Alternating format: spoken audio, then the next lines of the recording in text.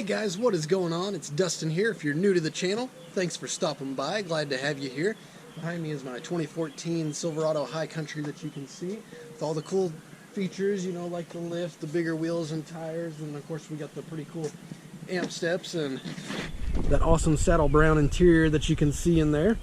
But today I primarily wanted to make this video just because I have lots and lots of people ask me this question. It's not a video idea that came to me firsthand. Like I say, I've just been getting question and question over and over about this, so I wanted to make a video to address it for all you guys out there, to answer your question best I can anyway, giving you the most information that I can about something that is a little bit taboo. So kind of look around you, see if there's anybody around you. Go close the door if you're in your room and we'll talk about it. Okay, are you good? Alright, cool. We're going to talk about money today. So let's hop in the truck where we can have a closed door discussion.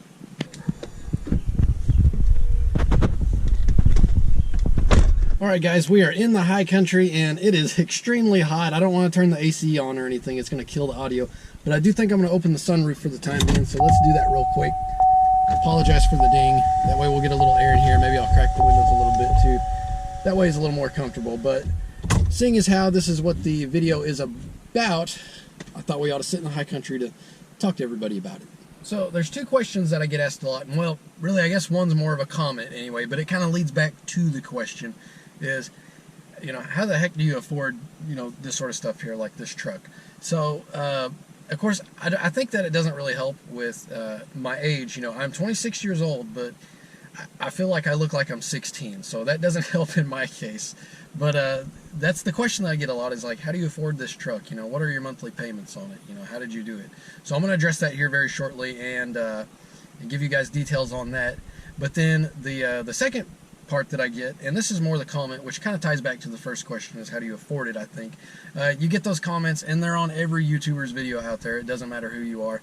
Something about daddy buying you a truck, or your parents' money, or go buy a new one, throw that one away if you think it's junky, because I had a guy that commented something like that whenever I'd done something to the effect of 5 things that I hate about my truck, which is just a fun, playful video to make. So, yes, I do have a professional job that I do day-to-day, 40-hour-a-week, normal job, just like everybody else.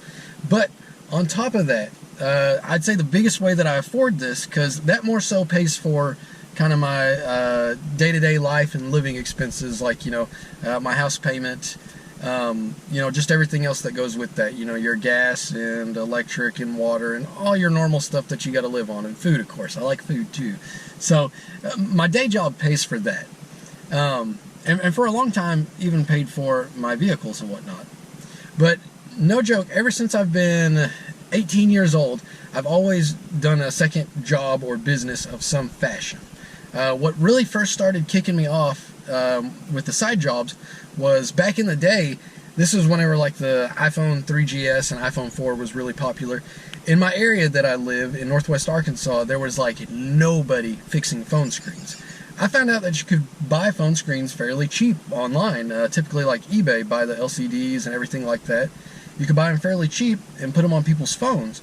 And since there was nobody else doing it in my area, you know, I could charge a decent rate, and you know, I could get 2 to 3 times the price of the screen to fix a phone that usually took me like an hour.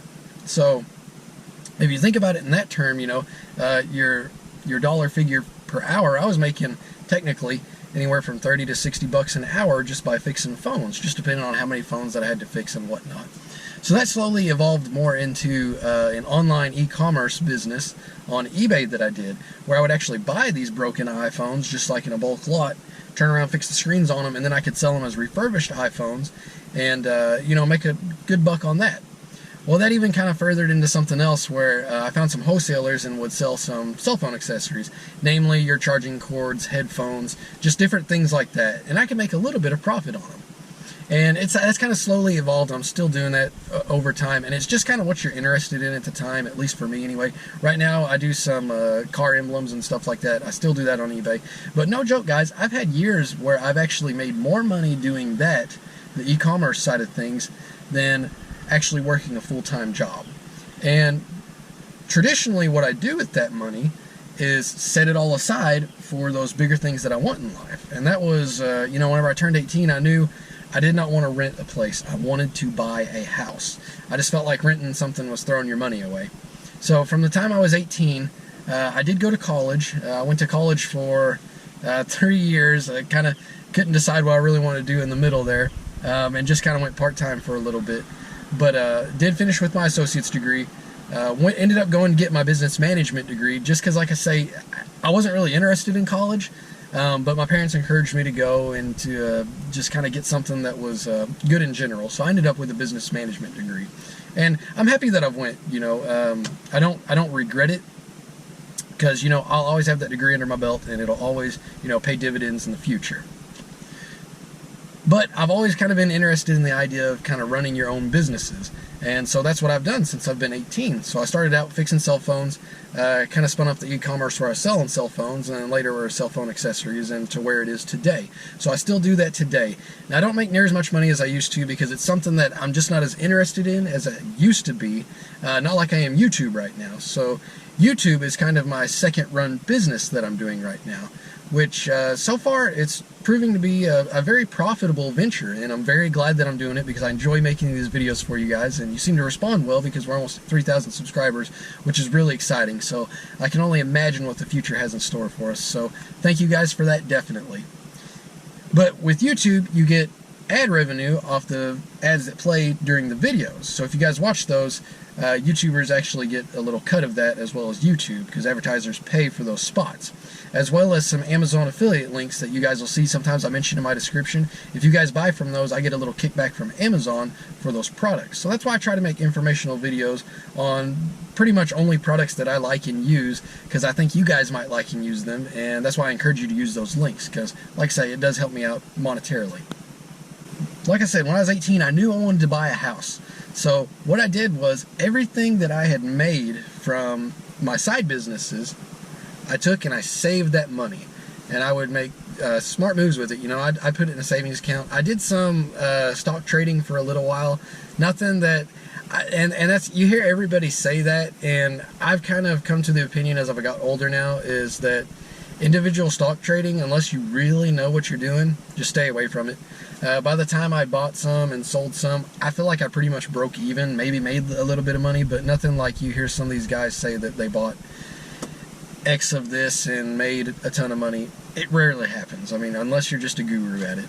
So what I did was I bought some mutual funds that, you know, appreciated pretty good over a while, and I just keep buying them every time I made a little bit of money through my businesses. So in doing so, I was 22 or 23 years old, had a very, very substantial down payment on my house that I have here, and you know, that in turn has helped me have a really, really low house payment. I did a 15-year fixed mortgage just because I knew I wanted to get it done and over with, and I've even thrown extra money at that, because the less bills that you have, the more expendable income that you have, either to spend it how you want to, or to invest it. In my household anymore, we've got Netflix and Hulu, but I tell you, I spend probably 95% of my time watching YouTube videos. And one of the guys that kind of inspired, a couple of the guys that inspired me to start doing this was actually Street Speed. I know you guys have got to know him, Street Speed 717. I saw him doing this, and he kind of started off in the spot where I did. You know, he's a young guy. He was smart about saving his money, and he did a really good job doing that. And he bought a Corvette, and just kind of bought and sold different vehicles and souped them up along the way. And, you know, it's turned into a full-time job for him, and he's done very, very well at it. There's a few other guys, one recently that's kind of started, Eddie's Life. If you guys haven't seen him, you need to go check him out. And then D-Max Rhino, he's doing some really cool stuff with his Duramax Denali that he's got. But I was watching these guys, I'm thinking, man, you know, that's pretty cool. There's a website you can go to that's called Social Blade, and you can kind of gauge how much a person might make per month. I tend to find, at least for me, it's a little bit on the higher side of things, and it more than pays for this vehicle. In fact, whenever I bought it, in fact, let's talk about that right now.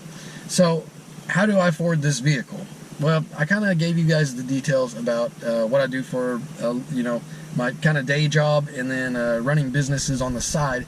But what about this truck here? How much do I pay for it? Stuff like that. Well, what I did whenever I bought the truck is I actually had a 2006 Silverado that was paid off. And I didn't owe any money on it or anything like that. So what I decided to do was sell it before I got this truck. obviously. I had the S10, so if I needed a spare vehicle to put around until I got this, no big deal.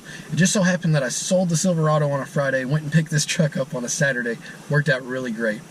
But I sold the Silverado and thought that, you know what, just for a short term, I'm going to finance this pickup that I'm in now, the High Country, because I just wanted to see kind of a real-world example of, you know, what somebody on YouTube could do if they, you know, really started grinding to do it. So what I did was I took, you know, I sold my Silverado, and I took about, I can't remember if it was, I think I put 10 grand down on this pickup. Just like I say, I'd sold a Silverado that was somewhere around the price of it. I got it more than that for it, but I thought, you know, 10K down payment on this truck is what I'll do. So whenever I went to look at this truck, of course this was a used truck whenever I bought it. It's a 2014. I don't even know what these retail for new. I think maybe it might have been 55, 60, somewhere in there, this High Country, with it optioned out and everything in 2014. But of course, vehicles are a depreciating asset. That's why I try to buy them whenever they're at least 3-4 years old, if not older, because they've taken the biggest hit that they typically will. Of course, they're still going to depreciate. Anyways, the dealership wanted, I think, like 31, 32, something like that. I talked them down to 29 and was able to put put that 10,000 down on it. So 19,000 is what I financed. And it didn't cost me anything to finance. Luckily, I've got pretty good credit. Let me look here. I think that I still have the finance papers, which I don't care to show you guys at all. It's an experiment that I wanted to share with everybody to show you guys. Well, I apologize, guys. I thought I still had those papers. I must have got rid of them thinking I'd never use them again. But payments were something like, the interest rate was somewhere around 3%, which wasn't terrible. And I want to say payments were like $338 a month or something like that. And I went ahead and I said, yeah, you can finance me for 72 months or something. Like I say, I wanted to kind of do it where if somebody really didn't have the money to finance a vehicle, which I don't really advocate anyway, if you can pay cash for it, by all means pay cash for it. But realistically, if somebody wanted to start a YouTube venture like what I was doing, what they could expect from it. So what I did was went ahead and financed that vehicle. And like I say, payments were $338 a month or something like that. So I made 2 payments on it and then just paid it off because I don't like having vehicle payments or anything like that. And it gave me a little bit more wiggle room for that YouTube money that's coming in to do modifications to the vehicle. Because right now YouTube's making me about $600-700 a month. So as you can see, you take that 300. Let's just say if a person wanted to, they put $400 a month towards the vehicle. So you're making an additional $200-300 a month after you've paid your vehicle payment on that. So as crazy as it sounds, and even though this thing will depreciate, because it will, yeah, you can actually buy a vehicle and shoot some YouTube videos about it. And if you do a decent job of it and have good information in your videos, you can make money at it and drive the vehicle that you want. So it's pretty cool. Now, I'm not saying go out there and buy whatever vehicle you want and start making videos on it and you're going to pan out and be okay, because it's not going to pan out for everybody. I believe there is some bit of luck factored into it. Of course, a lot of the hard work and determination goes into it too. You got to want it in order to do it, because if you don't, you're just going to, you know, not try your hardest, and then you're not going to put out your best quality. So this definitely isn't for everybody. I'm not advocating that you go out there. The only reason I did it is because I knew that if YouTube didn't pan out and it didn't make the monthly payments, I had the money there, I could pay it off. It wasn't a big deal. I wasn't worried about it. But fortunately, it's worked out very well for me, and we're turning a little bit of a decent income through this channel. So if somebody wanted to do something like what I'm doing here, a few tips that I give them, especially you young guys, because I know how it is, you know, when you're first getting out of high school. If you're a gearhead and you like vehicles, you know, you see some going down the road, you're like, man, I can't wait to have something like that one day. The best advice that I could give you guys is to be smart with your money. Save some of it. Always put some of your money back. That way it's saved for you, whatever you want in the future. Put it in a savings account. Hide it from yourself if you have to. Just don't spend that money. That's been the biggest thing for me. And then the second thing too is to try to find a side hustle if you can. Find something that you're good at, that you're passionate about, and if you can find a way to make some money without having to make a huge upfront investment, then I say go for it. It's you know, you'd be really surprised what you can do, especially if you're passionate about it. You can typically find a way to make it work. And then the third thing, and probably final thing that I recommend for you guys too, is that you do got to work for it. Man, I tell you, you know, I heard somebody say that working for yourself, you'll work way more hours than you would if you work a full-time job, and that's true to some extent. It's not like I'm literally working all the time on my little e-commerce business or YouTube, but I think about it a lot. You know, it's funny. Like, I'll be there laying at night and just think, okay, what kind of video am I going to do next? You know, what are people going to like? What are people going to say about this video? So you spend a lot of time thinking about the logistics of things, not necessarily doing it, but it just kind of consumes you. But that kind of goes into being passionate about. If you're passionate about anything, you should kind of be that way about it. You should want to be dedicated and do a good job at it. So, like I say, guys, save your money. It's going to pay for you really well. So whenever I say save your money, make those extra payments on your vehicles, make those extra payments on anything that you can, really. Just leave yourself enough buffer there that you'll be okay and you can eat the next month if something were to happen. But get rid of payments if you can. They really hold you back from doing things that you want in the future. And then two, find a side job if you can. You know, you don't have to go deliver pizzas at night unless you just want to, but find something that you, like I say, you're passionate about, that you can kind of do on your own time to make a little bit of extra money that you can put back or either pay down those bills that you might have. And then the third thing, like I say, you're never going to make it work if you're not passionate about it, if you don't want to hustle about it.